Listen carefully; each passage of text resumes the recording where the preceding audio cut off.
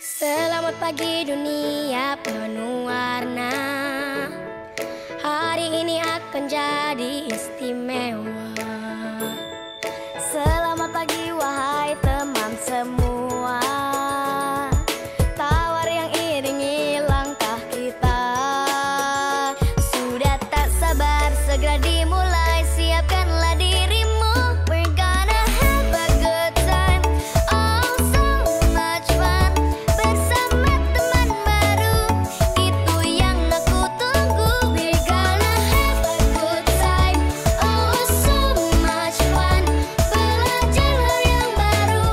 Tak perlu ragu-ragu. Senangnya. Mari kita semua berlomba-lomba. Belajar sambil bermain. Oh asiknya. Apa yang kita kerjakan hari ini adalah bekal untuk di hari nanti. Sudah tak sabar segera dimulai. Siapkanlah dirimu. We're gonna have a good time. Oh so much fun.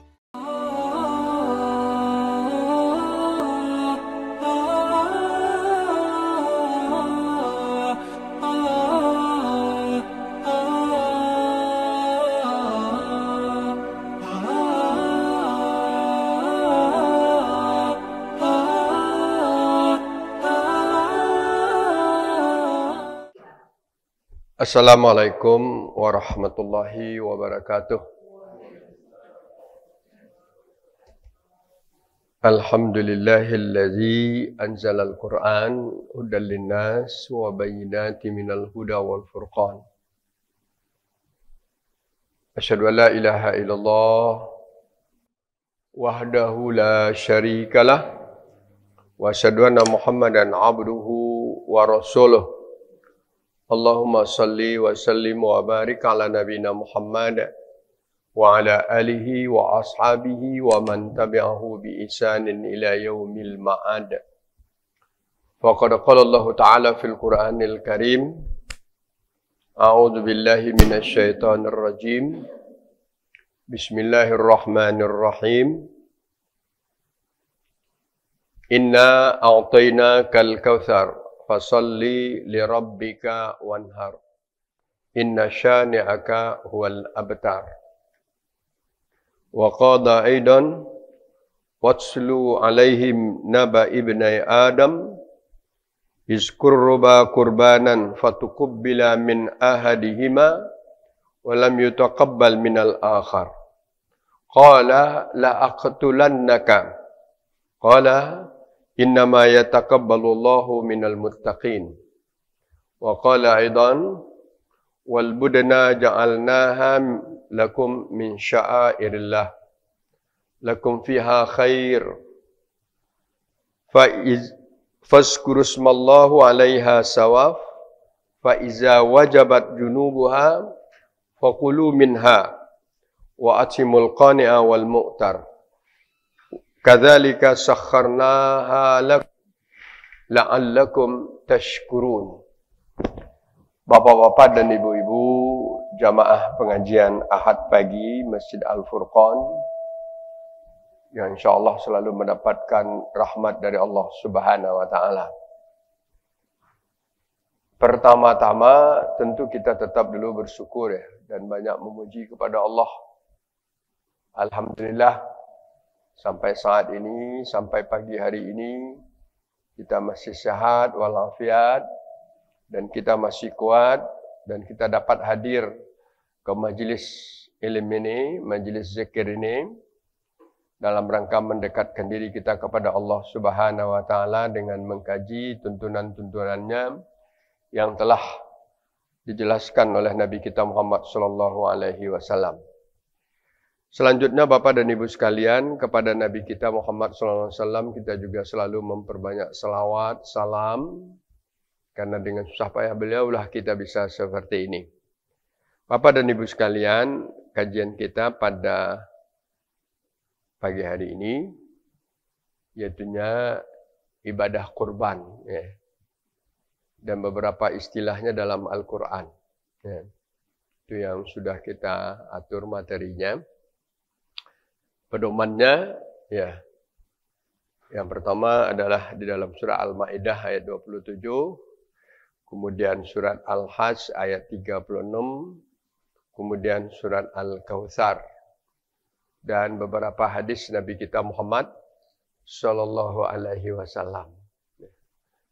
Mudah-mudahan dengan waktu kita yang telah ditentukan ini dapat kita manfaatkan dan kita dapat menggali nilai-nilai dan pelajaran untuk dapat kita amalkan di dalam apa? Di dalam kehidupan kita sehari-hari. Bapak dan Ibu sekalian, kurban, ibadah kurban gitu ya. Suatu ibadah yang ada keterkaitannya dengan pelaksanaan ibadah. Ada keterkaitannya dengan ibadah haji atau bulan haji lah minimal gitu. Karena kalau bulan haji itu kan kita sudah mulai sejak bulan Syawal ya. Syawal, Zulqa'dah, Zulhijjah. Itu namakan Ashurul Hajj. Kalau dalam Al-Quran disebut Al-Hajju Ashhurum Ma'lumat. Haji itu pada bulan-bulan yang telah ditentukan, dimaklumkan kan. Maka dalam hadis jelaskan adalah Syawal, Zulqa'dah, Zulhijjah. Artinya pada bulan yang 3 itu orang boleh berangkat ibadah haji dengan niat untuk melaksanakan ibadah haji. Apalagi sekarang bulan Zulqa'dah. Dan sekarang sudah tanggal 20 malah. Tanggal 20 Zulqa'dah berarti sekitar 20 hari lagi lah. 20 hari lagi kita akan berada pada suasana Idul Adha dan juga suasana pelaksanaan ibadah haji. Ya. Ibadah haji, alhamdulillah orang-orang yang diberi kesempatan, yang diberi oleh Allah Subhanahu Wa Taala khusus untuk dapat waktu melaksanakan haji tahun ini dari Indonesia, sebagian sudah berangkat ya. Sebagian lagi masih menunggu sesuai dengan penjadwalannya. Yaitu yang cukup banyak dari Indonesia, 220 lebih ya. Kalau dihitung-hitung bisa 230, saking banyaknya jamaah haji dari Indonesia. Kalau haji sudah kita maklumi Bapak sekalian, itu wajib rukun yang tidak asing lagi bagi kita dan kita harus berupaya melaksanakannya sesuai dengan kemungkinan kita bisa mencapainya. Ya. Haji itu rukun, wajib, dan kita harus berupaya mencapai untuk dapat melaksanakannya. Kemudian sesuaikan dengan keadaan. Karena nanti wajib, tapi kita sudah berupaya dan dia rukun, nyatanya kita tidak dapat kesempatan, tidak ada istitoah. Itu adalah Allah Subhanahu Wa Taala lebih tahu. Jadi yang kembali kita kepada ibadah kurban ini kaitannya dengan ibadah haji lebih banyak. Kalau secara khususnya bagi kita yang tidak haji, banyak juga terkait waktunya dengan Idul Adha. Ya. Kenapa dikatakan Idul Adha? Karena di hari Idul Adha, setelah kita selesai melaksanakan sholat apa? Sholat Idul Adha, itu kata Rasulullah dalam suatu hadis sahih yang diterima dari Aisyah, ma'amila ibnu Adam yaumun nahari ahabbu ilallah min ihraqid dam. Tidak ada ibadah anak Adam gitu ya. Di hari yaumun nahar, yaumul nahar itu 10 Zulhijjah. Di hari mengalirkan darah, ahabbu ilallah, yang lebih dicintai oleh Allah. Tidak ada yang lebih dicintai oleh Allah setelah kita selesai melaksanakan ibadah Idul Adha selain daripada min ihraqid dam. Ihraqid dam itu mengalirkan darah hewan kurban. Sehingga diberi komentar lagi, innahu la yu'ti yaumul qiyamah. Hewan kurban yang darahnya dialirkan tadi akan datang di hari kiamat biquruniha, dengan lengkap dengan tanduk-tanduknya, wa asy'ariha, bulu-bulunya, wa azlafuha, kulitnya, Wa innad dam la yaqa' minal ard. Sungguhnya darah pertama menetes ke dalam bumi bimakaman qabla ayyaqa bil ard, sebelum dia terjatuh ke bumi, tuba biha nafsan, dia akan memberikan kebaikan terhadap diri orang yang melakukannya. Hadis ini Bapak sekalian riwayat Tirmizi dan diriwayatkan termasuk hadis yang sahih, ya. Jadi ini sebetulnya tidak asing lagi begitu. Tidak ada amal yang lebih, amal maksudnya di sini amal sunnah, ya. Amal yang dianjurkan oleh Rasulullah dengan penekanan gitu nah. Maka sebagian ulama mengatakan dia adalah sunat muakkad. Walaupun berdasar, kalau kita lihat di dalam surat Al-Kautsar, dia ngarahnya kepada perintah. Tapi karena ada penjelasan dari Rasulullah, maka dipahamkan dia tidak wajib, tapi sunnah yang ditekankan. Nah, kalau sunnah yang ditekankan itu sering disebut dengan apa? Sunnah apa? Sunnah muakkad. Ya, sunat yang ditekankan. Kenapa ditekankan? Ya, kalau orang memahami letter like, dia jadi wajib sekalian. Kenapa? Kenapa gini? Inna a'tayna kal kautsar. Sungguhnya kami telah memberimu Al-Kautsar. Surat Al-Kautsar yang dulu kita baca, ya. Al-Kautsar itu apa? Kalau secara bahasa artinya yang sangat banyak. Kami telah beri kamu sangat banyak. Silakan hitung apa yang banyak diberi Allah. Tetapi Al-Kautsar itu menurut istilah yang disampaikan, ditanyakan oleh sahabat kepada Rasulullah, adalah suatu kali Nabi ditanya, ya Rasulullah, mal Kautsar? Ya Rasulullah, Al-Kautsar itu apa? Maka dijawab oleh Nabi, Al-Kautsar nahrun a'taniya Rabbi fil jannah. Boleh? Nahar itu adalah sungai. Karena surga itu kan mengalir di bawahnya apa? Sungai. Tajri min tahtihal anhar. Salah satunya Al-Kautsar. Itu hadis Nabi. Nahrun a'taniya Rabbi fil jannah. Jadi kalau dalam satu segi ini kabar gembira dari Nabi.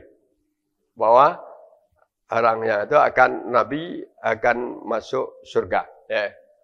Dan juga tentu orang yang mengikutinya.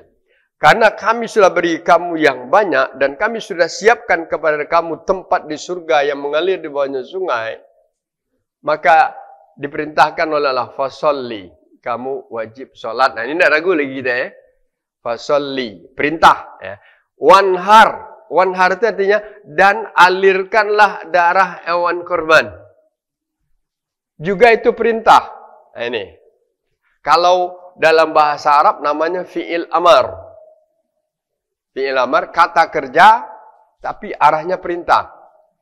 Kalau orang memahami dengan secara letter like saja, kembali kepada kaidah usul, al-amru lil wujub. Perintah itu adalah untuk wajib.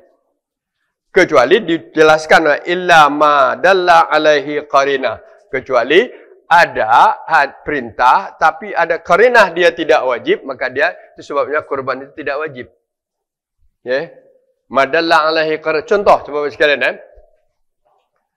kuntu nahaitukum an ziyaratil kubur. Ya. Dulu kamu dilarang ziarah kubur kata Nabi. Fazuruha. Kalau kita ambil di sana aja jadi wajib deh ziarah kubur. Fazuruha, maka apa? Kunjungilah, ziarahlah ke kubur. Tapi ada qarinah menunjukkan bahwa ziarah kubur itu tidak menunjukkan wajib dan di penjelasan dari Rasulullah sallallahu alaihi wasallam. Begitu juga lah kurban ini. Dalam Al-Qur'an wanhar, wanhar itu alirkanlah darah hewan korban. Ya. Perintah. Dia menjadi sunnah muakkad karena diperjelas dan dicontohkan oleh Nabi di dalam beberapa apa yang telah dilakukannya. Jadi itulah Bapak sekalian, yang jelas ini adalah ibadah yang istimewa di saat kita melaksanakan Idul Adha.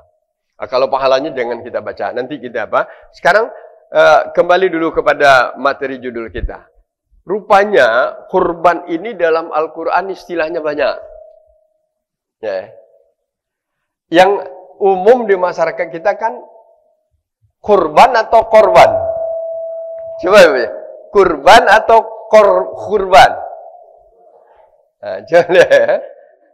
Coba lihat yang banyak, korban atau kurban. Ini kira-kira bedanya kan?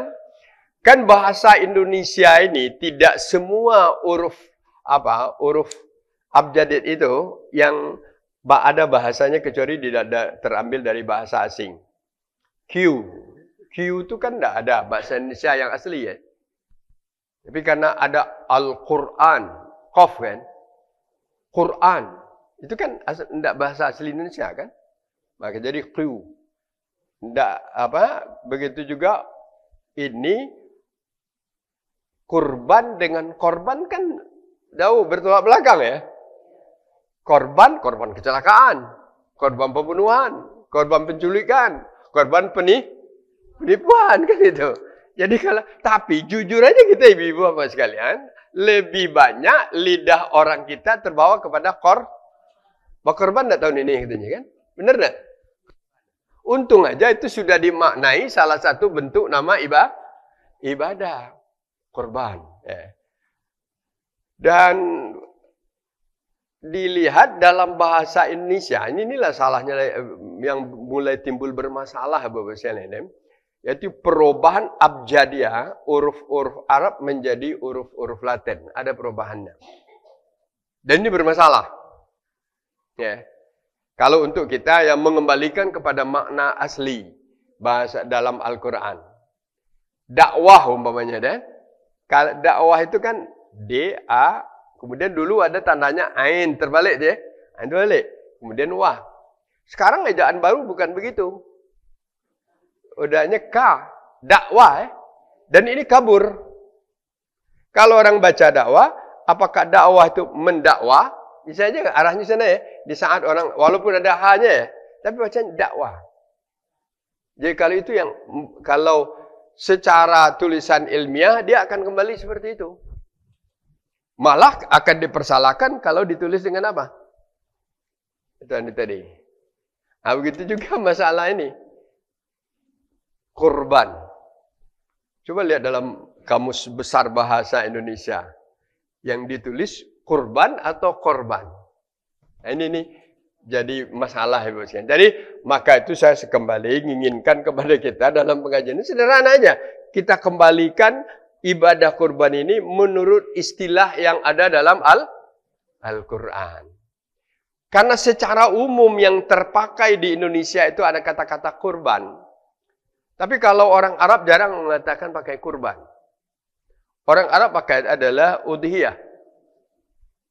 Kalau dia bertanya kepada seseorang kawannya, anta tudahi hari sana, tudahi engkau kurban hari ini, tahun ini? Dahiyah.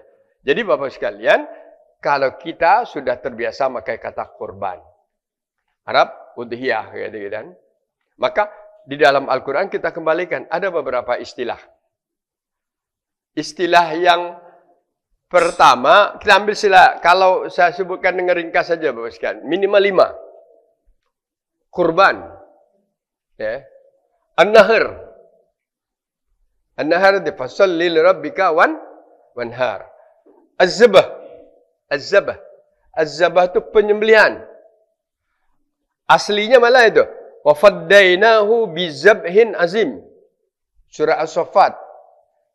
Yang menjadi apa? Menjadi contoh kurban kita ini kan wa faddainahu bizabhin azim.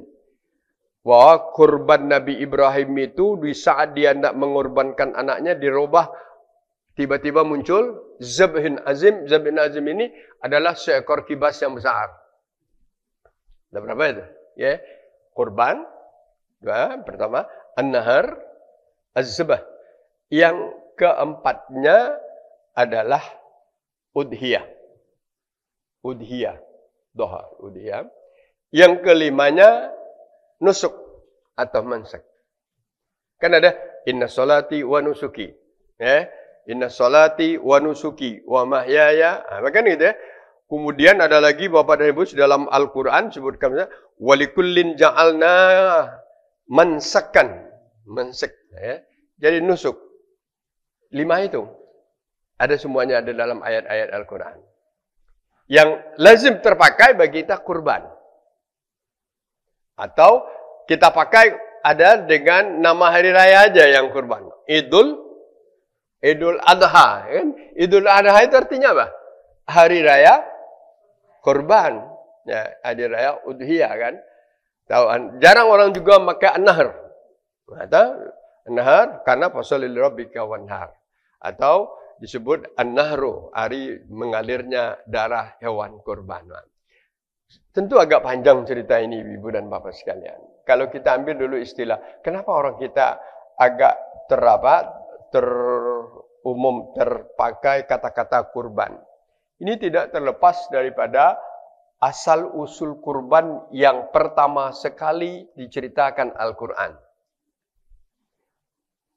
Apa asal usul kurban? Tapi ini tidak menjadi bentuk sunnah yang menjadi apa yang dijadikan oleh Nabi kita Muhammad SAW. Yaitunya kurban di zaman Nabi Adam alaihissalam. Ya, apa kurban di Nabi Adam alaihissalam? Adam dan Hawa itu punya anak berapa? 80 kan? Ibu-ibu Baca tak ibu-ibu punya anak 80? Ya, dan tandingan berarti melahirkan berapa kali? 40 kali karena dia Hawa itu melahirkan setiap lahir kembar.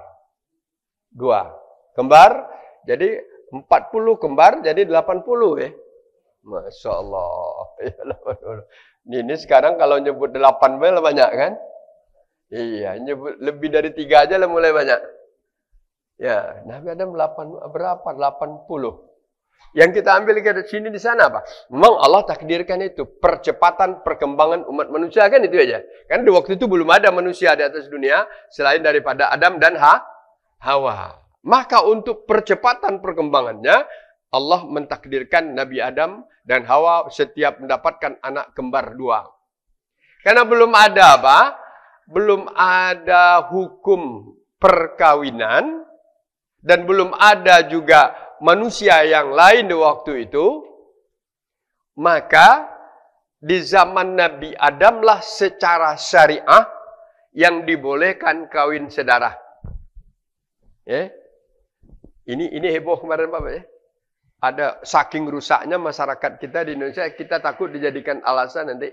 Dan Ibu berita kemarin ada komunitas yang jumlahnya ngeri kita dengar. 32.000. Dan komunitas itu dengan Facebook dalam berita kemarin kita wah, komunitas itu bangga dia kawin dengan apa? Keturunan. Kawinan adik kakak itu apa namanya? Istilahnya? Iya, kami itu dulu sekian. Dah bangga dia apakannya? Na'udzubillah, tanda-tanda dunia nak kiamat Karena lah dekat nak niru apa? Niru apa yang dulu Nabi Adam mungkin. Kalau Nabi Adam itu memang syariahnya kan gitu. Syariah anak perkawinan sama Nabi. Karena tidak ada manusia, perkawinan itu adalah adik kakak. Itu. Karena tidak ada lagi perempuan lain. Tapi kita, syariah kita ada syariat Nabi kita Muhammad SAW yang mengatur bab munakahat. Yang bab munakahat itu ada yang disebut dengan al-muhrimat. Al-muhrimat itu ada orang-orang yang haram dikawini, dinikahi. Nah, sekarang bangga dia. Dan berita sudah banyak, miskin. Na'udzubillah, dunia apa yang terjadi sekarang. Jadi kembali, tidak usah itu cerita untuk manakan aja. Jadi anak Nabi Adam kawin. Di antara anaknya, satu ini bernama Qabil, satu lagi bernama Habil. Ya, ini ceritanya sudah dikenal, tapi kita akan mengambil asal-usul kata kurban. Qabil punya saudarinya atau adik, bukan kandungannya namanya apa? Yang kembar-kembaran punya kembaran. Habil juga punya kembaran, seorang perempuan. Aturan perkawinan, Qabil harus kawin dengan siapa? Saudara perempuan Habil. Dan sebaliknya, Habil harus kawin dengan saudara kembaran Qabil. Itu syariahnya di zaman Nabi Adam. Tapi yang namanya siapa? Qabil melihat. Nah, ini kecenderungan Bapak sekalian. Inilah manusia dalam Qabil tidak mau mengikuti aturan syariah ini. Pokoknya saya tidak akan kawin dengan kembaran Qabil. Habil. Saya harus kawin dengan kembaran saya sendiri. Nauzubillah. Oh, bertengkar. Akhirnya Allah turunkan wahyu kepada Nabi kita Adam alaihissalam untuk diuji mana yang paling ikhlas. Maka disuruhlah berkorban. Nah, ini asal kata-kata korban. Ada di ceritanya panjang Bu sekalian, tapi saya ambil ayat yang ke-27 saja. Apa kata Allah Subhanahu wa taala? Watslu alaihim. Ceritakanlah kepada mereka. Hai Muhammad, ceritakan kepada mereka Pak, Naba ibni Adam. Berita tentang dua orang anak Adam. Siapa dua orang anak Adam tadi? Qabil dan Habil. Isqurruba qurbanan. Nah, ini katanya. Isqurruba, ketika keduanya disuruh melakukan kurban. Kurban dengan menyuruh. Ada dua penafsiran di sini Bu sekalian. Ada yang mengatakan kurban dengan penyembelihan hewan, kambing, domba. Ada yang mengatakan dengan satu bentuk yang lain. Tapi kita ambillah, inilah asal katanya dulu. Jadi apakah apa? Maka kata Allah, kurbanan disuruh melaksanakan kurban. Masing-masing disuruh letakkanlah sekarang mencari seekor domba, seekor kambing. Kemudian oleh Nabi Adam disuruh diletakkan di atas suatu perbukitan. Dan keikhlasan seseorang akan teruji. Apakah Qabil yang lebih ikhlas? Apakah Habil yang lebih ikhlas? Apakah Qabil ini hanya karena hawa nafsunya ingin mendapatkan saudara kembarannya, atau sebaliknya mengikuti perintah yang dilakukan oleh Nabi Adam atas perintah Allah Subhanahu wa taala? Maka sebagai anak patuh dia. Taruhlah dapat, kemudian ditaruhkan dan gunungan. Kemudian kata Nabi Adam, tunggu apa isyarat dari Allah Subhanahu wa taala. Maka kambingnya yang hilang, maka itulah kambingnya, kurbannya yang diterima. Dan akhirnya apa? Yang fatukubbila min ahadihima. Maka diterimalah kurban salah seorang keduanya. Maka ditafsirkan yang diterima di waktu itu adalah kurban Habil. Berarti hukum kawinnya tetap. Habil harus kawin dengan siapa? Kembaran Qabil. Itu hukum. Tapi apa? Qabil tidak terima, tetap tidak terima. Pokoknya saya tidak mau. Setelah itu karena kata Adam juga tidak boleh, tetap tidak boleh. Maka tiba-tiba Qabil mengancam adiknya tadi. Apa ancamannya? Qala la aqtulannaka. Awas kau kubunuh. Ini kata-kata dia. Qala la aqtulan. Sungguh benar aku akan membunuhmu. Nah, itu artinya ya. Kalau di dalam bahasa itu penegasannya 3 kali itu. Kalau bahasa biasanya aqtuluka. Sudah, saya bunuh engkau. Ini enggak. La aqtulannaka. 3 kali. Adalah ada nun 2 kali. Benar-benar aku nak bunuh kau. Awas kau. Begitu lah kira-kira ya. Dicari kesempatan, dicari keadaan. Entah bagaimana caranya. Apakah dipukul, entah diapakan.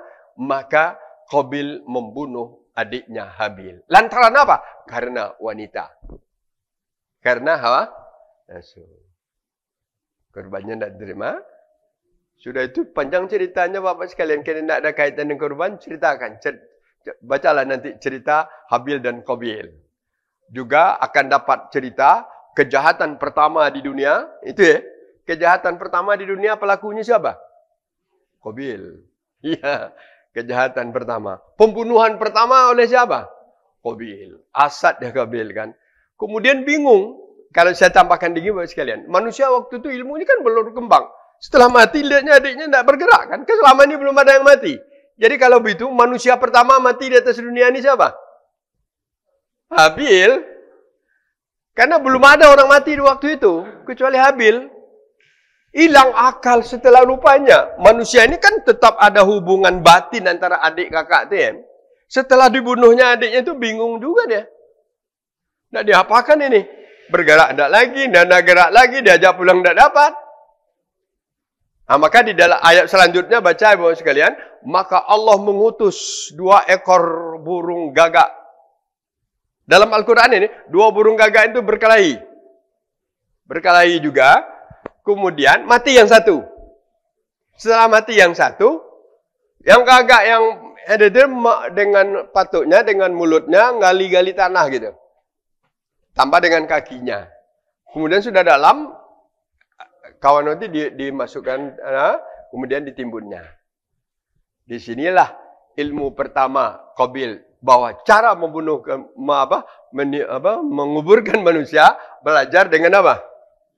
Burung. Itu real dalam Al-Quran. Jadi yang kita ambil sekarang istilah kurban. Jadi kalau mau Bapak dan Ibu baca agak lebih jelas, itu beberapa kali cetakan Al-Quran, baca dalam surah Al-Maidah, sejak ayat 24 seterusnya, itu diceritakan masalah itu. Yang kita ambil ayat 27 karena istilah kurban tadi. Jadi kurbannya untuk mencari kebenaran. Dan nampak di sini pelajaran yang teristimewa apa? Bahwa kurban itu diterima oleh Allah kalau ikhlas. Bukan karena duniawi. Qabil kurbannya karena dunia. Kenapa karena dunia? Karena ingin mendapatkan jodohnya dari kembarannya. Tapi Habil melakukannya dengan keikhlasan. Karena ini perintah Allah, maka sami'na wa ta'ana dilakukannya. Fatukubbila, maka diterima. Itu juga pelajaran bagi kita Bapak sekalian. Bahwa kurban itu diterima kalau memang kita ikhlas. Kan gitu ya? Kita ikhlas bukan karena nak lemah, hendak ikut korban. Kita uang ke lapangan, hendak ikut korban. Nah, korban bela tahun ini gitu. Ada nak kira-kira orang korban tahun ini? Ada nak? Daripada nak korban bela 3 juta katanya kan? Awas, ini berbahaya. Nanti akan jadi korban apa? Korban Qabil. Carilah korban Habil. Kenapa korban Habil? Innama yataqabbalallahu minal muttaqin. Karena Allah akan menerima korban itu kalau orangnya bertakwa. Berarti Habil orangnya bertakwa, Qabil tidak bertakwa. Itu istilah pertama. Dan inilah yang dipakai umumnya di dalam bahasa Indonesia. Secara istilah. Tapi secara sunnah tidak ada keterkaitannya dengan itu. Karena cara kurban yang kita lakukan sekarang ini, keterkaitannya adalah keterkaitannya dengan sejarah Nabi Ibrahim dan Nabi Ismail. Tapi secara sunnah fi'liyahnya, sunnah yang dicontohkan oleh Nabi kita Muhammad SAW. Jadi jangan pula, apa sunnah Nabi Ibrahim. Tidak. Itu secara apa? Sunnah fi'liyahnya tetap dari Nabi Muhammad SAW. Sunnah fi'liyah itu apa? Sunnah cara melakukannya kan ya. Pengamalannya adalah berdasarkan hadis Nabi. Bukan berdasarkan apa? Itu. Kan beda. Kalau format Nabi Ibrahim kurban itu, lain lagi masalahnya Ibu sekalian, ujian. Nah, istilah yang kedua. Sebelum masuk istilah kedua. Jadi tidak cocok kalau kurban itu dengan istilah yang terbiasa oleh lidah anak bangsa kita dengan korban. Tapi yang cocoknya apa? Dengan kurban. Korban itu kof. Kalau bahasa Indonesianya Q. Sama dengan Al-Quran. Sekarang Al-Quran juga sudah banyak yang ditulis Bapak sekalian. Terjemahan dengan K. Tidak benar itu kan? Maka kita tidak terima itu. Karena Al-Quran itu sudah nama yang baku, tidak boleh salah membacanya. Al-Quran. Kalau dibaca Quran kan salah. Maka begitu juga kurban. Maka kita katakan kurban. Memang ada yang mencari helah. Mencari helah itu mencari alasan ya. Apa alasannya? Tidak apa-apa kita pakai kata-kata korban. Kenapa? Karena kita kan mengkorbankan seekor mekorkan seekor kambing kan korban dia kita potong itu pemaknaan apa ilah namanya mencari ilahnya bukan. Tapi kalau secara istilahnya tetap kurban. Nah, istilah kedua adalah az-zabhu. Kenapa kita istilahkan az-zabhu? Karena itu ada ibadah kurban yang sunnah di zaman Nabi kita Muhammad ada keterkaitannya secara historis, secara sejarah kepada Nabi Ibrahim. Kenapa Nabi Ibrahim? Ceritanya panjang. Kita potong aja ceritanya. Falamma balagha ma'ahu sa'ya. Qala ya bunay, inni ara fil manam anni azbahuka fanzur maza tara. Qala ya abati fa'al ma tu'mar satajiduni insyaallah minas sabirin. Nah, ini sejarah historisnya. Tak kala Ismail mulai bisa menolong bekerja. Sa'ya itu berusaha ya. Jadi kalau anak-anak sekarang lah tamat SD, lah terbantu tak kita dengar? Sudah mulai terbantu ya. Kalau disuruh kerja ini, lah bisa lah dia kira. Maka ada yang katakan ahli tafsir, as-sa'ya itu anak itu sudah berumur balik gitu. Umur sudah mulai bisa menolong bekerja. Jadi tak kala Ibrahim mendapatkan putranya sudah bisa agak kuat untuk bisa menolongnya bekerja. Artinya di saat-saat kebanggaannya, seseorang anaknya yang diidamkannya di saat-saat umurnya sudah tua, anak yang didapatkannya dengan Siti Hajar ini berkembang tumbuh, kemudian menjadi remaja, dia senang dan bukan main senangnya. Tapi apa? Di saat itulah ujian datang. Ujian ini langsung perintah dari Allah. Jadi apa perintahnya dari Allah? Pada suatu malam Jibril turun menurunkan wahyu waktu Nabi sedang tidur. Karena wahyu itu kadang-kadang disebut dengan ru'yatus sholihah. Jadi kalau para nabi dia tahu ini ru'yah sholihah itu berdasarkan kondisinya dalam keadaan tertidur diberi wahyu. Maka itu dikatakannya, ya bunai, hai anakku, inni ara fil manam, aku melihat di waktu aku tidur. Aku mendapat wahyu di waktu aku tidur. Apa wahyunya? Anni azbahuka. Saya harus mengorbankanmu. Saya harus menyembelihmu. Nah, siapa yang berani ngomong seperti itu sama anaknya? Nah, ada orang gila mungkin bapak sekalian. Tapi itu datang pada Nabi kita, Nabi Ibrahim alaihissalam. Anak satu-satu dengan Siti Hajar. Walaupun dia akhirnya juga kan, Ibrahim ini sejarahnya kan luar biasa ibu sekalian.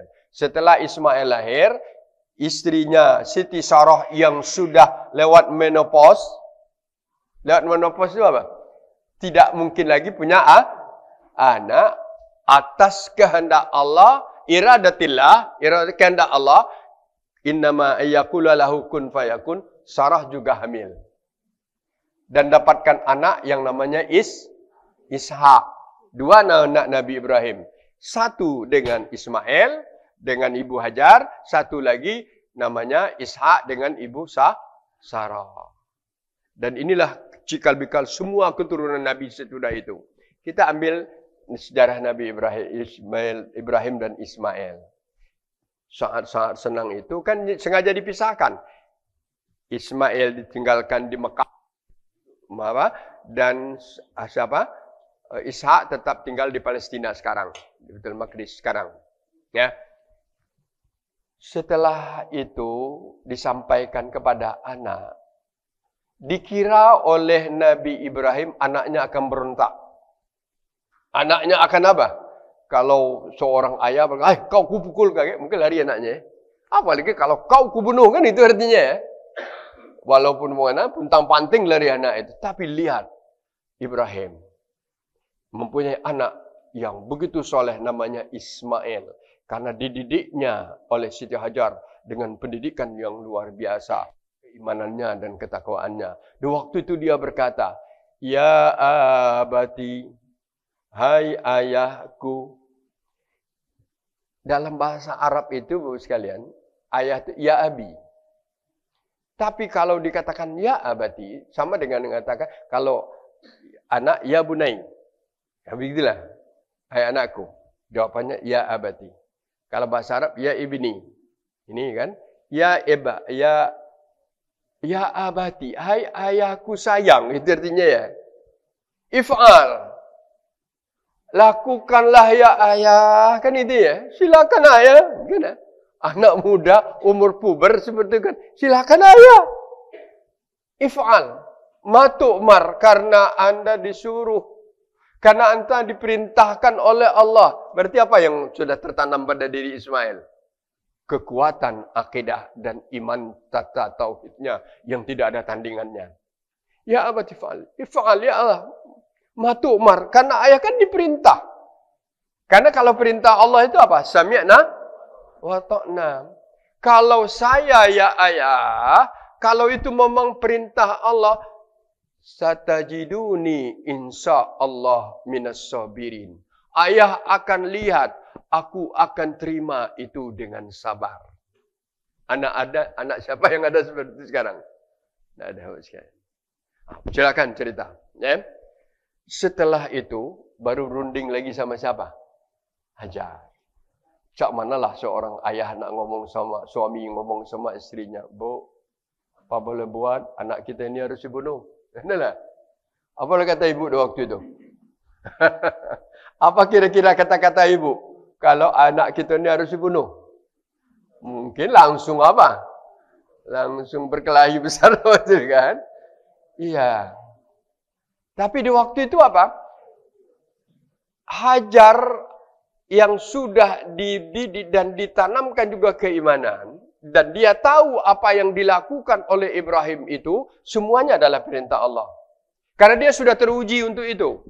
Dulu kan pernah saya ceritakan, di waktu Ismail diantar ke tanah Bakkah ini, di Mekah ini, baru umur bulanan masih nyusu, Ibrahim meninggalkan Hajar dengan Ismail.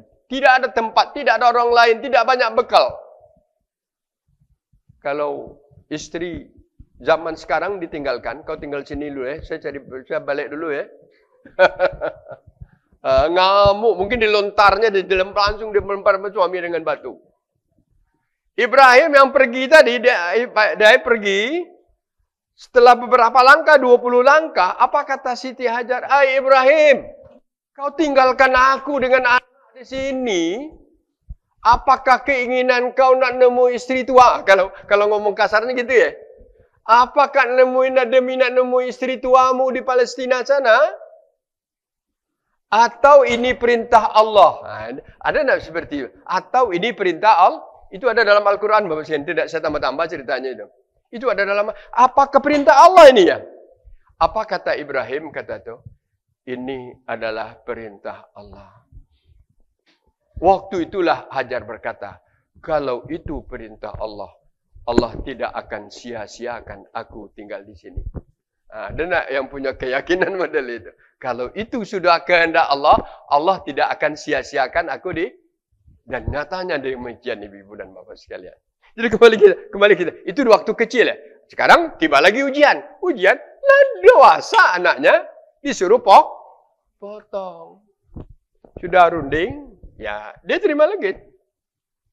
Tapi ada beberapa ya, tetap banyak cerita ya. Bagaimana caranya ya. Sampai waktu itu ada beberapa permintaan aja dari Hajar. Siapkanlah pisau yang tajam kan ya. Dan kemudian tolong bawa bajunya ini. Di saat kamu telungkupkan dia nak motong lehernya, tolong tutup. Jangan kau sampai melihat wajahnya kan gitu ya. Sudah berangkat.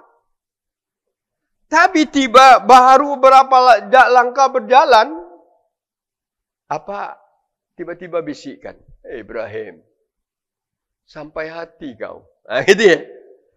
Tidak bunuh anak sayangmu satu-satunya. Di mana perasaanmu, kemanusiaanmu? Artinya itu adalah datang godaan syaitan. Menurut riwayat ibu-ibu dan bapak sekalian, orang yang pergi haji di Mina, kondisi di Mina sekarang, kenapa ibadah yang namanya melontar aja begitu? Ibadah kan? Wajib haji memang. Melontar jumrah itu kan wajib ya? Wajib, bukan rukun, tapi wajib. Yang rukun dengan wajib berbeda di dalam. Kalau wajib itu harus dilakukan, tapi boleh diwakilkan. Atau boleh diganti dengan denda. Itu Bapak sekalian bedanya.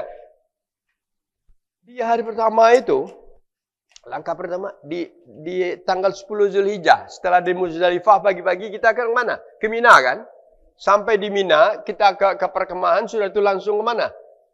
Ke Jumrah Aqabah melontar. Bismillah, Allah Akbar. Bismillah, Allah Akbar. 3 kali, 7 kali. Cerita asalnya adalah ini. Cerita ada kaitannya dengan Nabi Ibrahim di tempat ini digoda oleh setan agar membatalkan niatnya untuk menggagalkan perintah Allah. Dia ambil sebagai perlambang aja 7 buah batu untuk memantapkan pikirannya. Kalau Nabi Ibrahim mungkin kelihatan orang itu kan, makhluk iblis itu kelihatan. Bentar itu, lari. Ya. Besok ada yang mengatakan hari itu juga, ada yang mengatakan besoknya. Di 3 nih, ini tetap melangkah beberapa 200 meter, hampir 200 meter, digoda lagi.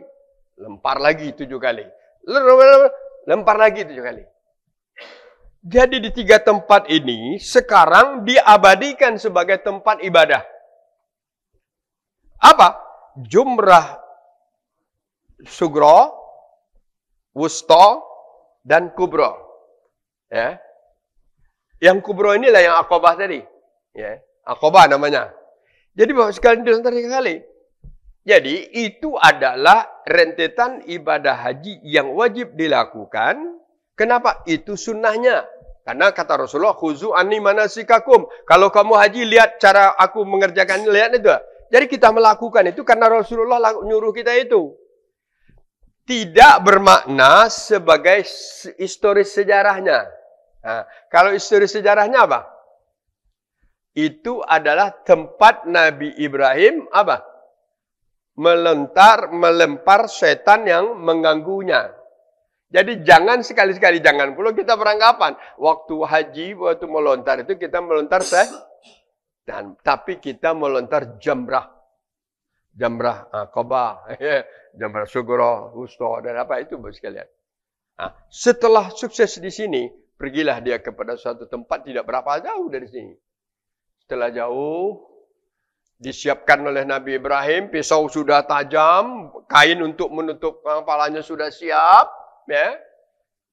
Sudah itu wajahnya sudah diapakan, ditulungkupkan.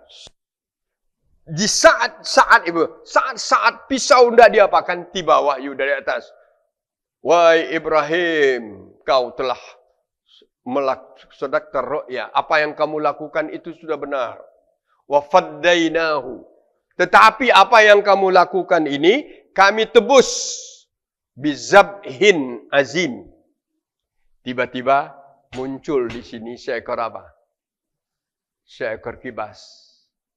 Apakah ini muncul tiba-tiba? Apakah lari dari sana? Wallahu alam. Ya. Tapi yang jelas dia adalah kibas yang besar asli. Mungkin aja tiba-tiba mungkin kibas-kibas yang berkeliaran itu tiba-tiba. Tapi kan ada lagi yang mengatakan tiba-tiba muncul gitu kan. Tapi kata-kata di sana adalah wa faddainahu bizabhin azim. Kami tebus apa yang kau perintahkan karena kau lulus dalam ujian dengan mimpi yang dengan wahyu yang kami turunkan wahai Ibrahim. Itu tidak usah kamu lukan anak kau. Dan sembelihlah kambing ini. Disembelih oleh siapa? Oleh Ibrahim dengan rasa senang. Anaknya juga senang. Sampaikan kepada istrinya. Kemudian kambing ini dibersihkan. Rasa syukurnya dibagi-bagikan.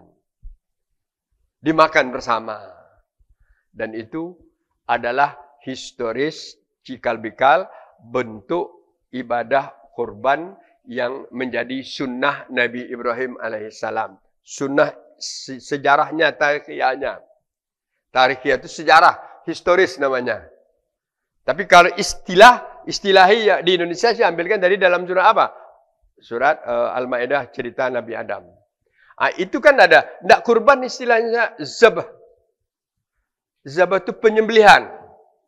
Jadi ada ibadah yang penyembelihan itu adalah diantaranya lah kurban, akikah, nazar, khadam atau hadiu. Jadi ibadah yang bentuk penyembelihannya itu. Akikah, ya. Kurban. Al-hadiu. Hadiu itu kalau bapak-bapak hajinya tamattu. Ya, tamattu al-hadiu namanya. Tapi orang kita mengistilahkannya dengan dam ya. Karena dalam Al-Quran istilahnya al-hadiu. Kalau dam adalah kita melakukan pelanggaran. pelanggaran itu ada yang boleh pilih, di antaranya salah satu pilihan adalah menyembelih kambing. Ada untuk dibagikan. Itu dam namanya. Jadi, kita kembalikan masalah tadi, istilah yang lain daripada kurban adalah az-zabhu. Menyembelih. Nah, kemudian, istilah yang satu lagi, yang ketiga, mengingat waktu Bapak sekalian, karena ada ayat yang kita bahas nanti surat Al-Had ayat 36. Istilah ketiga, an-nahar. An-nahar. Nahar ini apa? Ha pedas ya? Bukan nah. Kalau ha biasa, bahasa Arab ini sama-sama har, artinya berbeda. Nahrun, sungai artinya. Tapi nahrun, nahrun, itu adalah mengalirkan darah. Jadi kalau nahrun, nah pakai ha ya. Kalau ha biasa, tidak ada pedasnya, maka itu sungai artinya. Jadi, one har, gitu ya. Jadi, maka kita di dalam baca Al-Quran juga hati-hati. Mentang-mentang cepat-cepat baca apa? Inna a'tainakal kautsar fasholli rabbika wanhar. Kan banyak orang kita baca wanhar. Wanhar itu sungai lah artinya kan. Walaupun itu memang kesalahan lidah aja. Tapi alangkah baiknya kita kembalikan kepada bacaan asal. Inna a'tainakal kautsar fasholli li rabbika wanhar. Ada harnya dikit kan? Har kan? Ada kepedasan kita. Wanhar gitu nah. Sama dengan alhamdu kan gitu ya. Tapi anhar sungai. Jadi istilah ketiga nahar. Nahrun. Asal katanya nahara yanharu, inhar. Mengalirkan darah. Kenapa dialirkan darah? Karena ibadah kurban itu sebagaimana dikatakan tadi, di saat hewan itu dipotong, innaha la yaqa. Di saat dipotong, darahnya mengalir, wa inna dama la yaqa. Di waktu darah itu terjatuh minallah bimakanin di suatu tempat, qabla ayyaqa fil ar, sebelum di antara nih darah sini kan ngalir ke bawah gitu kan. Tuba biha nafsan. Dia langsung mendatangkan kebaikan terhadap diri orang yang berkorban. Jadi Bapak dan Ibu sekalian, kembali kita istilahnya an-nahar. Dan ini juga diperjelas oleh hadis Nabi. Tidak ada ma'amala ibnu Adam yaumun nahar. Tidak ada amal anak Adam di hari pengaliran darah itu ahabbu ilallah, yang lebih disenangi oleh Allah min ihraqid dam, selain daripada mengalirkan darah. Ihraq itu juga mengalirkan darah, meskipun bahasa Arab ini luar biasa ya. Jadi istilah ihram itu jadi ada dalam Al-Qur'an, ada dalam hadis Nabi. Nah, kalau yang keempat istilahnya adalah udhiyah. Adha. Kalau Idul Adha. Kenapa? Idul Adha itu muzakarnya. Udhiyah adalah ada jamak daripada adha tadi jadi udhiyah. Adha, udhiyah jamaknya. Udhiyah itu apa? Hewan kurban. Hewan yang dikorbankan. Ya. Memang arti itu kalau di dalam bahasa kata kerjanya doha yudohi. Maka orang bertanya itu korban tak? Udhiyah tak? Bukan gitu. Antah tu dohi. Ya kan? Atau hadis Nabi mengatakan ini. Man kana zu sa'atin. Siapa yang ada kelapangan, falam yudhiyah. Kan ada ni hadis yudhi. Ada kelapangan rezeki dan dia tidak ikut berkorban, dan fala yukribanna musallana, maka orang ini tidak usah mendekat ke tempat solat kami. Coba lihat kata-kata sindiran dari Nabi. Itu maka katakan tidak wajib korban tadi. Sindiran aja. Duit banyak, lapang, berlebih, berapa? Kecukupan ada, rasanya kalau dia ikut korban tidak akan mengganggu kebutuhan pokoknya, dan dia tidak ikut berkorban, maka orang itu kata Rasulullah sebaiknya tidak mendekat ke tempat solat kami. Ada baiknya. Fala yukribanna musallana hadza. Artinya apa? Begitu ditekankannya udhiyah itu, istilah udhiyah. Jadi ibu dan bapak sekalian, itu adalah istilah yang keberapa? Yang keempat dari masalah kurban yang kita sebut juga adalah di dalam beberapa hadis, banyak itu hadisnya.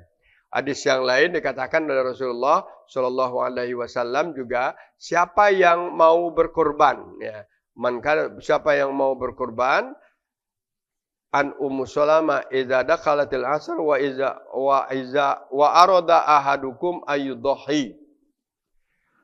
Kalau sudah masuk hari yang 10, itu dari tanggal 1 ya. Dalam hadis lain dikatakan iza ra'aitul hilal, apabila kamu sudah melihat hilal Zulhijjah, iza ra'aitum hilalul Zulhijjah. Ini hadis lain. Tapi dalam hadis Ummu Salamah iza dukhilatil ashr. Ashr itu artinya hari pertama sampai hari ke-10 dari bulan Zulhijjah. Wa arada ahadukum ayyudhhiya. Ini istilah dhahi. Wa arada, dan salah seorang kamu ingin berkurban, fala yamussu sa'ruhu wa basaruhu syai'an. Tidak usah lagi dia motong rambutnya. Tidak usah lagi motong kukunya. Nah, jadi kan ada sunnahnya, nanti ada hadisnya, ada beberapa hadis itu memang tidak sampai kepada Bukhari, tapi hadisnya sahih. Kalau kamu ingin berkorban, karena begitu luasnya makna nilai hewan korban ini, maka kalau sudah hilal bulan Zulhijjah, diperkirakan hilal Zulhijjah itu adalah kalau sekitar tanggal 28 atau berapa Ibu sekalian? 1 Zulhijjah gitu nah. 10 hari menjelang lebaran. Kalau sudah masuk, kita termasuk orang yang mendaftarkan diri berkorban. Walaupun agak panjang kuku dikit, tidak usah potong dulu. Padahal potong kuku itu sunnah ya. Walaupun rambut agak panjang dikit, tidak usah potong. Jadi kalau tidak dipotongnya, potonglah sebelum tanggal sah. Walaupun ini juga tidak berdosa. Kalau saya berkorban, tapi tanggal 2 Zulhijjah saya potong rambut, boleh tidak? Boleh. Tetapi maksudnya di sini kesempurnaan nilai. Kesempurnaan nilai daripada ibadah kurban itu sampai kepada kuku yang tidak dibuang. Itu artinya. Ini kan. Ini sampai kuku yang tidak dibuang. Rambut yang tidak dibuang begitu. Akan mendapatkan nilai kebaikan itu. Jadi intinya beberapa sekalian, intinya sunnah aja. Sunnah, kenapa? Karena begitu istimewanya ibadah kurban itu. Sampai kuku yang tercampakkan rambut yang tidak ada gunanya setelah dipotong. Kalau dapat ditahan dulu. Tapi kalau dipotong sebelumnya, tidak apa-apa. Atau dipotong juga setelah tanggal 1, tidak berdosa. Kata-katanya itu aja. Dipotong sebelumnya tidak apa-apa. Dipotong tanggal 1, 2, 3 boleh tidak? Tidak berdosa. Kenapa? Berarti tidak, karena dia tidak wajib kan. Tapi intinya di sini bahwa kurban itu adalah sangat istimewa. Jadi istilahnya di sini adalah istilah udhiyah. Nah, berapa Ibu? Berapa istilah yang kita sebutkan? Di 5. Tinggal sekali lagi nih. Saya ulang lagi ya. Kurban. Apa lagi? Az-zabhu. An-nahr, ya, udhiyah. Yang kelima adalah nusuk. Mansak. Yang paling jelas ayatnya inna sholati wa nusuki. Nusuki ini adalah ibadah artinya, tapi arahnya mansak adalah cara penyembelihan hewan korban. Walikulli ummatin ja'alna mansakan. Itu ada sekali. Jadi bisa juga artikan nusuk. Nusuk, tetapi jarang terpakai, tapi yang sering terpakai tetap adalah kurban dan udhiyah atau adham. Silakan. Dan itu juga akan diperjelas oleh Allah Subhanahu wa taala. Ada yang dengan kata-kata inna sholati wa nusuki, ada yang dikatakan wa likulli ummatin ja'alna mansakan, dan setiap umat kami jadikan ada mansakannya. Mansakan itu adalah suatu ibadah kurban. Fal yazkurusmallah ala ma razaqahum min bahimatil an'am. Maka hendaklah dia menyebut nama Allah daripada di waktu dia nak menyembelih hewan korban itu, daging korban itu. Maka itu mansakan di sini diartikan adalah masalah kurban. Nah, terakhir satu ayat ibu-ibu dan bapak sekalian, Nanti ini ayat mungkin tidak sempat kita bahas sampai habis waktu, tapi di sini agak penting untuk kita pahami karena di sini adalah pedoman pelaksanaan penyembelihan hewan korban tadi. Apa? Pedoman yang lebih jelas dalam hadis Nabi, tapi di sini di dalam surat Al-Hajj ayat 36 ini juga dikasih pedoman adalah wal budna ja'alnaha lakum min sya'airillah. Wal budna itu artinya unta besar. Ada yang mengartikan unta, ada yang mengartikan hewan besar. Kalau di Arab tentu al budna itu adalah unta. Kalau di Indonesia sebangsa al budna itu adalah kerbau atau sapi. Sapinya bisa sapi apa? Basi Sumbawa, basi biasa, bisa juga sapi Australia, sapi apa? Limousin itu tetap wal budna itu. Ya, wal-budna. Wal-budna ja'alnakum min syairillah. Artinya itu kami jadikan syiar. Syiar itu kan suatu suasana yang menyemarakkan ya. Jadi penyembelihan hewan korban semarak Idul Adha itu dengan apa? Dengan penyembelihan hewan korban. Kenapa bersemarak? Umat Islam senang, dia merasa senang. Kemudian syiar ini adalah sesuatu hal juga dia bersemarak tapi mempunyai nilai ibadah dan nilai manfaat, itu baru syiar.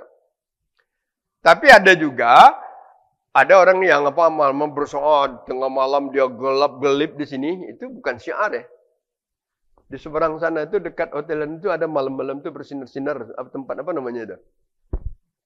Di samping hotel ini besar yang seberang jalan dekat flyover itu malam-malam bersinar-sinar di sana. Itu enggak syiar itu. Kan itu cahaya ya. Gambar yang gelap-gelap gitu Karena di dalamnya apa? Tidak mendatangkan kebaikan. Tapi kalau yang dikatakan syiar, dia bersiar, dia bersinar, tapi dia mendatangkan manfaat dan juga dia bernilai ibadah. Haji itu syiar, ibadah syiar, korban itu syiar. Kenapa? Dia ibadahnya nampak kan? Bersiar. Orang pergi haji, syiar dia kan? Min syairillah. Bahkan tempat melaksanakan haji itu yang penting disebut Mas'aril Haram. Tahu tak? Tempat Muzdalifah, Mina dan seterusnya itu disebut dengan Mas'aril Haram. Mas'ar, tempat bersiarnya. Maka jangan diartikan syiar itu adalah bukan sekadar kata-kata menjadikan seperti sama di sinarnya, tapi tempatnya menjadi bersiar, bersuasana gembira, tapi di sana ada nilai ibadah dan dia bernilai manfaat. Jadi kurban itu begitu. Wal budna ja'alnaha lakum min sya'airillah. Kemudian dipertegas lagi, lakum fiha khair. Jadi kurban itu yang pertama syiar. Yang kedua manafi'. Ada dalam ayat lain juga dalam surah Al-Baqarah dikatakan manafi'.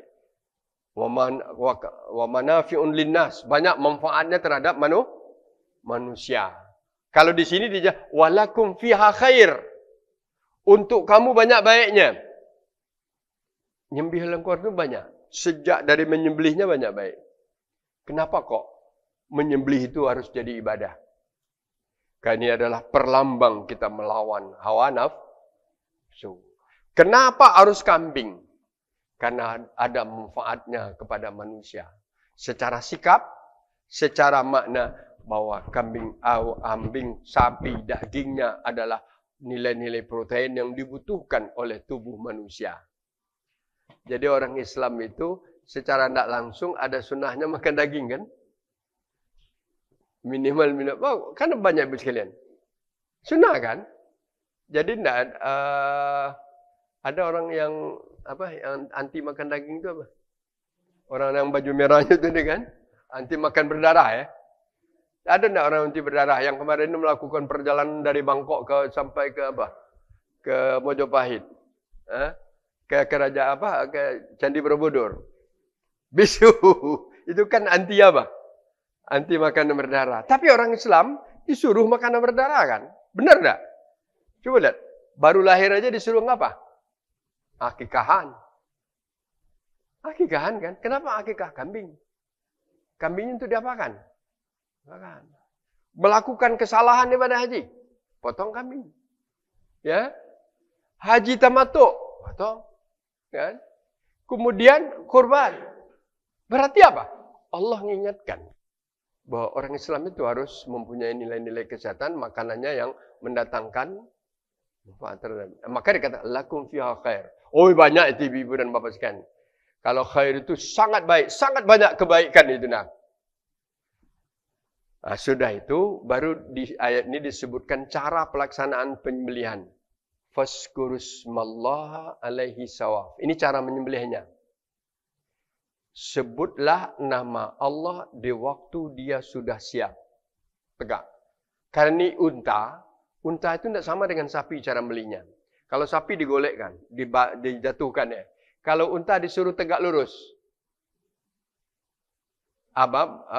Kalau sempat, tapi tidak sekarang tidak diizinkan lagi. Dulu diizinkan. Di Mina itu kalau orang pergi haji, ada kira-kira sekilo dari tempat itu, ada namanya Jabal Kurban. Suatu tempat lapang di sana ratusan ribu kambing, ratusan ribu sapi dan unta untuk dia ada tempat penyembelihan dan sekarang juga sudah ada pabrik di sana, pabrik pembekuan daging, ya. Nampak, saya langsung lihat potong unta itu, dia ambil pisau gini aja bukan.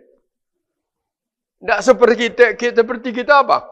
Sebelum memotong sapi itu berapa orang merebahkan seekor sapi? Tali ini, tali itu, ikat ini, ikat itu, kayu lagi besar kan? Setelah itu apa? Tajamnya pisau. Anunya lagi sekalian, pisau itu kalau tidak tajam berapa kali? Tidak putus. Ya, jadi beda memang. Kenapa unta seperti itu? Padahal binatang jauh lebih besar ya. Rela aja dia. Kalau sapi, ampun. Ampun ya. Jadi, yang saya maksud, ada tuntunannya dalam Al-Quran. Faskurusmallaha alaiha sawaf. Sebutlah nama Allah. Minimal di waktu menyembelih hewan kurban itu baca Bismillahirrahmanirrahim. Minimal. Bismillah. Silakan, sudah itu disebut ini kurban sanu, ini kurban sanu. Bisa sekalian. Sudah itu apa? Satu lagi, adabnya nih. Faiza wajabat junubuha. Ini kata-kata penting nih. Kalau kurban di sini atau di mana kurban. Apabila memang sudah pasti matinya. Itulah kata-kata ini ya. Kita kan sering korban. Panitia korban itu pisaunya lalang baru dipotong pisaunya ledak bergerak untuk ngapa? Nguliti. Padahal sapi kalau kita potong itu belum mati 5 menit. 10 menit paling cepat baru mati. Paling cepat itu. Artinya tidak bergerak lagi dia gitu kan. Karena dia harus mengeluarkan darah yang banyak dalam perutnya kan. Entah berapa liter darah yang tidak dikeluarkannya kan. Maka dalam Al-Quran dikatakan faiza wajabat junubuha. Wajabat kalau sudah wajib sampingnya. Itu artinya maksudnya apabila dia sudah pasti matinya. Gitu kira-kira ya. Apabila sudah bisa dikerjakan gitu. Baru ayat selanjutnya pembahagian dagingnya. Bagi dagingnya apa? Fakulu minha. Hai orang yang berkorban, makalah ini bagianmu. Maka dalam hadis dijelaskan maksimal 1/3. Tapi tidak mesti 1/3 ya. Maksimal 1/3. Fakulu minha. Kemudian wa'atimul qani'a. Ini sebagian lagi. Kasihkanlah kepada orang yang tidak minta. Jadi korban itu jangan dikasihkan kepada orang yang minta aja. Al-qani'ah orang yang qana'ah. Qana'ah itu tidak minta dia. Mungkin dia kaya, mungkin dia malu kan. Jadi kalau kita korban walaupun kaya, kasihlah dia. Karena korban itu adalah bentuk ibadah yang dinikmati oleh seluruh lapisan. Tidak tahu kaya, tidak tahu miskin. Ya? Menikmati. Karena itu luar biasa. Karena ayat Al-Quran mengatakan gitu. Wa'atimul qani'ah. Baru yang ketiga, wal mu'tar. Wal mu'tar ini yang minta-minta. Malah kalau tempat kita bukan minta-minta lagi, maksa minta. Benar be? Berapa aja kita korban, pasti tidak cukup dagingnya. Korbanlah di sini di Al-Furqan ini 20 ekor sapi. Tahun ini habis. Tahun depan tambah lagi jadi 30. Habis lagi, tidak cukup juga kan? Aduh, ada lagi. Karena wal mu'tar tadi. Jadi fakulu minha, makanlah, wa atimul qani'ah, kasihkanlah orang yang qana'ah yang tidak minta, wal mu'tar dan orang yang minta. Kenapa? Kazalika sakharnaha lakum. Seperti itulah kami tundukkan kepada kamu sapi yang lawar tadi. La'allakum tashkurun. Mudah-mudahan kamu bersyukur. Hari sudah hampir jam 9:30, Bapak dan Ibu sekalian. Silakan kalau ada yang tidak bertanya, satu-duanya. Ya, silakan Bu. Silakan Bu. Langsung aja. Salam.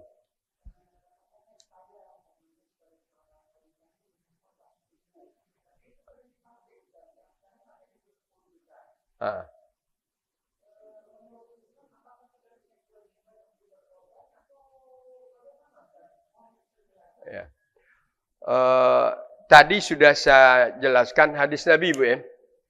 Pertama, keistimewaan dan kelebihan-kelebihan ibadah kurban. Yang kedua, hadis Nabi yang menjelaskan penekanan dan dipahami lagi dengan ayat Al-Quran, penekanan untuk bagi yang berkelapangan.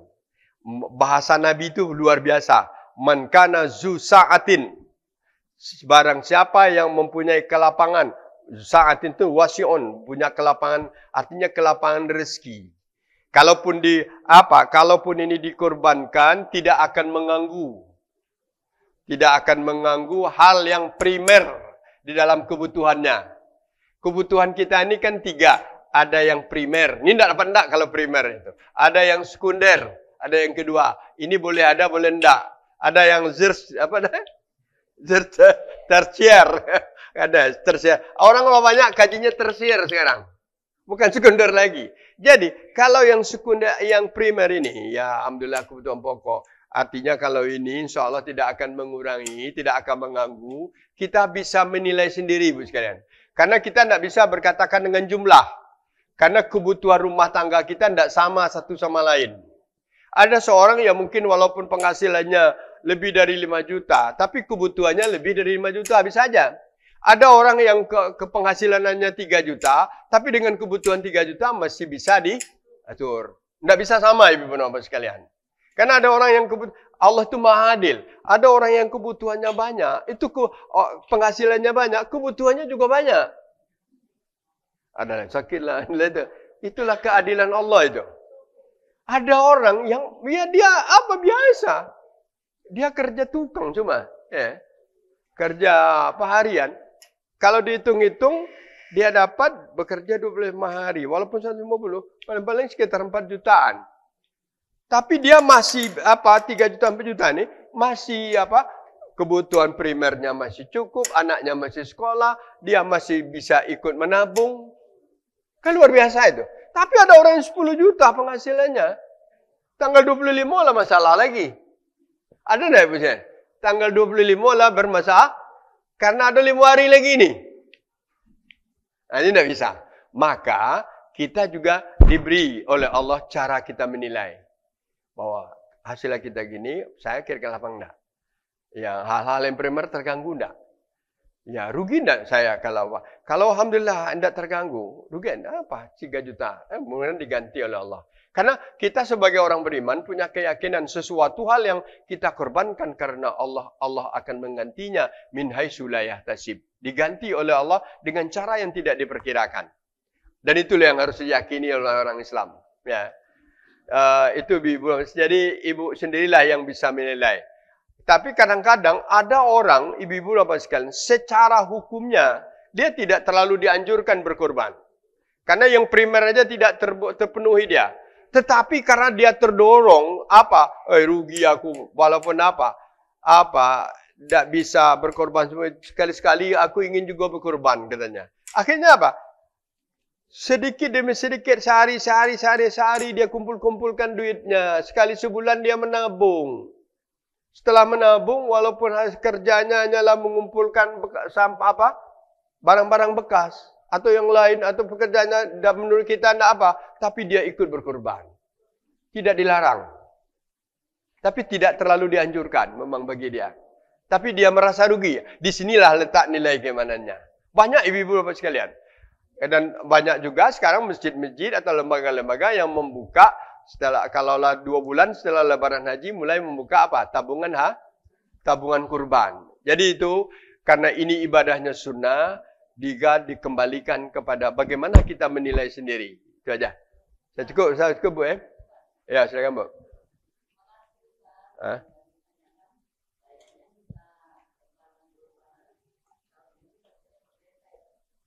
Terus?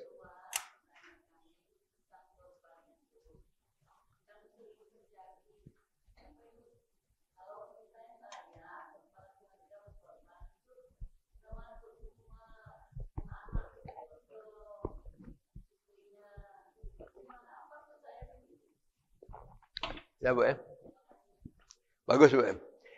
Ibadah kurban inilah satu-satunya ibadah yang ada juga nilai luar biasa di dalam pelaksanaannya. Kalau saya sholat sendiri. Saya berzikir sendiri. Saya bersedekah, sedekah sendiri. Tapi kalau paling orang tua dapat. Tapi kalau ibadah kurban, itu bisa disebut dengan ibadah musyarakah. Musyarakah bahasa Arab. Ibadah yang berserikat satu keluarga.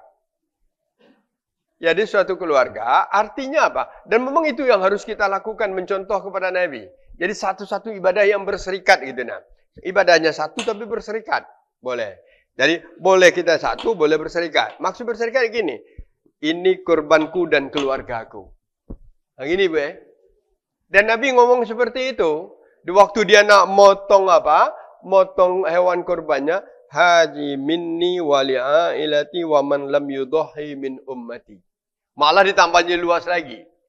Karena Nabi itu kan menjadi apa? Seluruh manusia. Ini adalah kurbanku, kurban keluargaku. Padahal Nabi satu ekor kambing cuma kan? Dan umatku. Maka di sini yang dimintakan ke anupan. Mana kata hati kita. Jadi tidak perlu pula lah Bapak sekalian. Sekarang memang kita tidak sampai baca masalah itu tadi. Masalah kurban ini juga banyak masalah-masalah yang pelik timbul di masyarakat. Di dalam masalah pelaksanaannya. Di dalam masalah niat. Apa sekian. Ada orang yang merasa sampai sekarang tidak puas. Aku belum berkorban untuk orang tua. Aku belum berkorban untuk apa. Kan ini ya. Korban itu tetaplah korban kita. Tapi kata-kata kita dan keluarga. Jadi kalau orang maksakan juga untuk orang tua, ya silakan apa-apa. Tapi itu dianggap korban dia dan keluarga. Tapi banyak masyarakat kita, ibu-ibu, banyak. Sehingga kepanitiaan itu kadang-kadang nggak sulit. Namanya bagaimana? Ustaz, sering bertanya, bagaimana nih Ustaz? Ini Syanu nak korban, tapi atas nama orang tuanya lah mati kan? Lah mati itu kan tidak berusaha beramal lagi kan?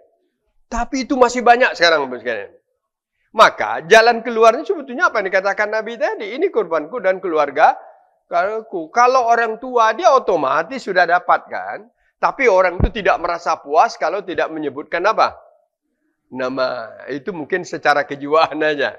Maka yang lebih adil. Contohlah Nabi. Ini kurbanku dan keluargaku. Saya rasa cukup ya. Masih ada?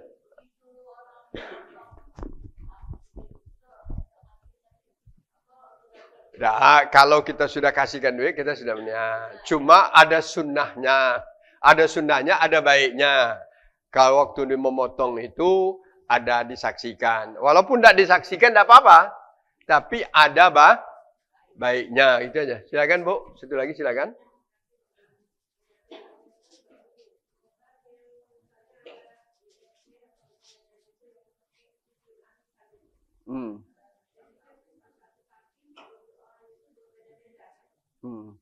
Ya. Ada hadis. Kalau kambing, saya tuliskan hadis tadi tapi tidak sempat saya bacakan.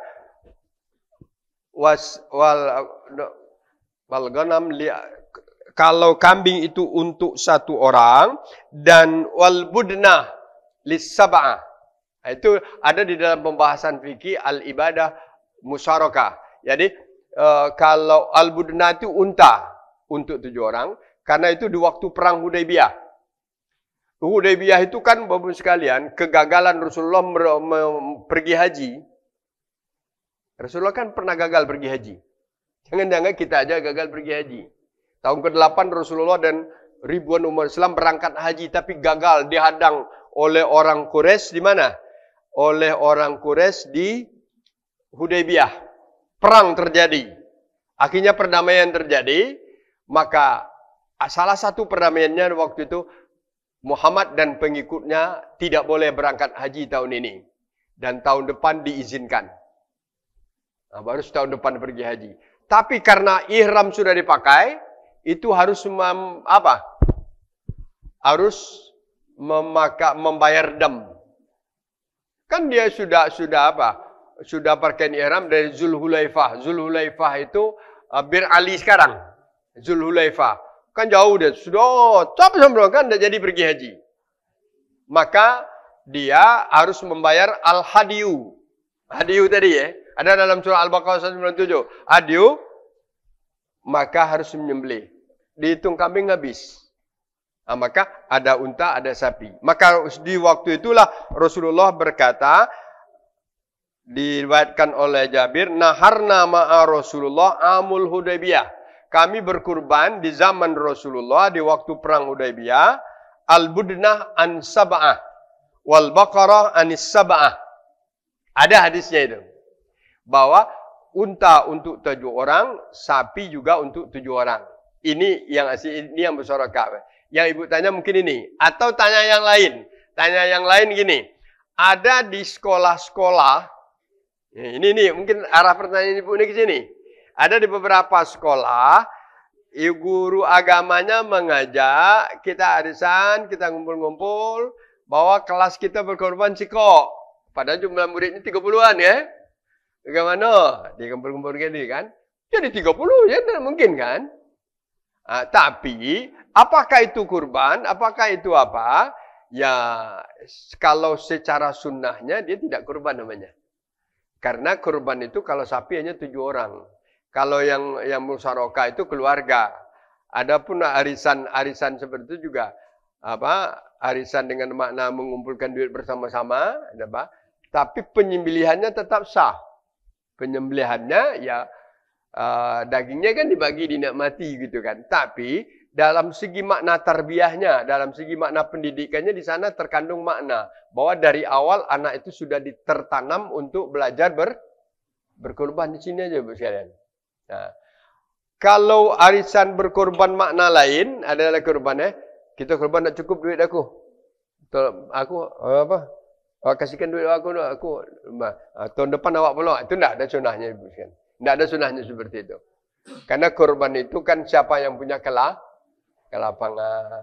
Jadi kalau mampu ya, kalau ingin tidak mampu ingin juga berkorban, silakan nabung aja. Tidak usah dengan arisan.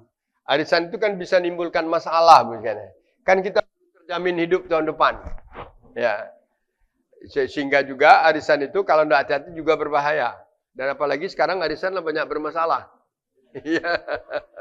Banyak bermasalah sekarang sekalian. Ada arisan yang jutaan macam-macam, jadi hati-hatilah. Hal-hal yang real aja lah. Saya rasa itu dulu Ibu Bapak sekalian waktu kita. Saya banyak mohon maaf, mudah bermanfaat bagi kita. Saya akhiri dengan nasrun minallah wa fathun qarib. Assalamualaikum warahmatullahi wabarakatuh.